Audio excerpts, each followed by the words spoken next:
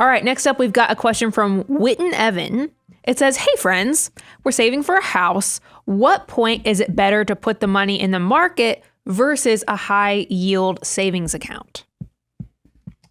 So I'm assuming the question is saving for the down payment. Yes. And I've heard you guys say, okay, if you're saving for down payment, park it in a high yield savings account. Right now, high yields, I'm going to say this. We always, it's funny. You'll have to tell about the comment in a second. Right now, high yield savings accounts are paying like 4.5%, 5%. So that's amazing right now, right? And so that's a great place to park cash. But you've also heard us say, if the timeline is uncertain, right? Like we're saving for a down payment, but we don't know when, we don't know what part of the country, maybe it's in 5 years, 6, 7 years. We ask you to assign some probabilities. If it is a high probability that down payment is going to happen inside the next 5 years, the next 60 months, I think the cash is your friend. Just start loading up that high yield account. And thank goodness right now you can earn 5% on that, which is amazing.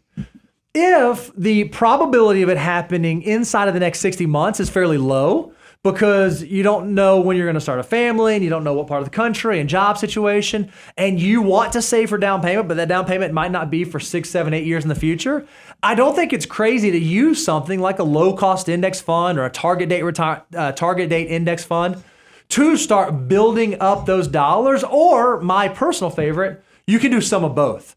Build up your cash a little bit extra, even above and beyond your emergency reserve, but also start buying that low-cost index fund through a dollar-cost averaging strategy or that target retirement index fund through a dollar-cost averaging strategy.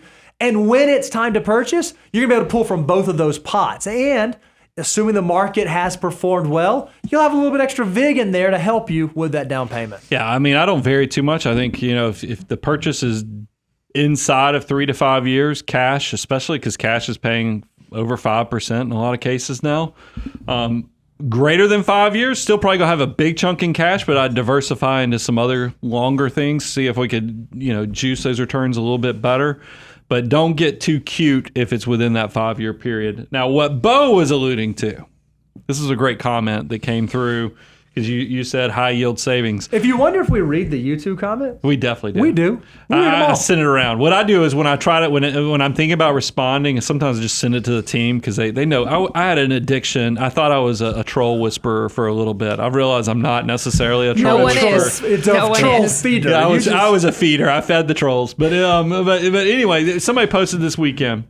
They're like, it is official that Brian Preston is an alien. An alien from the future. Because, and I can neither confirm nor deny, because if you've seen me, probably if you've been at Universal Studios on that Men in Black ride, if I was down there in the middle, working all the controls, that's because they gave me a pass. Because listen to this comment.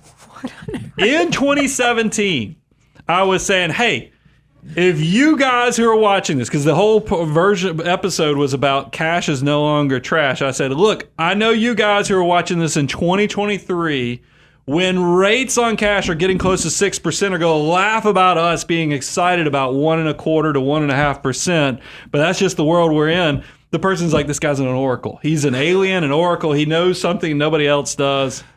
I don't know what else to say. I feel like it was. I just dropped the mic. I sent it around to the team, and I was like, "Look, I just have great field vision." I love it.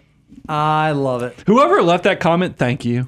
Not a troll whisperer, my heart. but an alien extraterrestrial oracle. Man, I was like, me and Elon and Al Roker.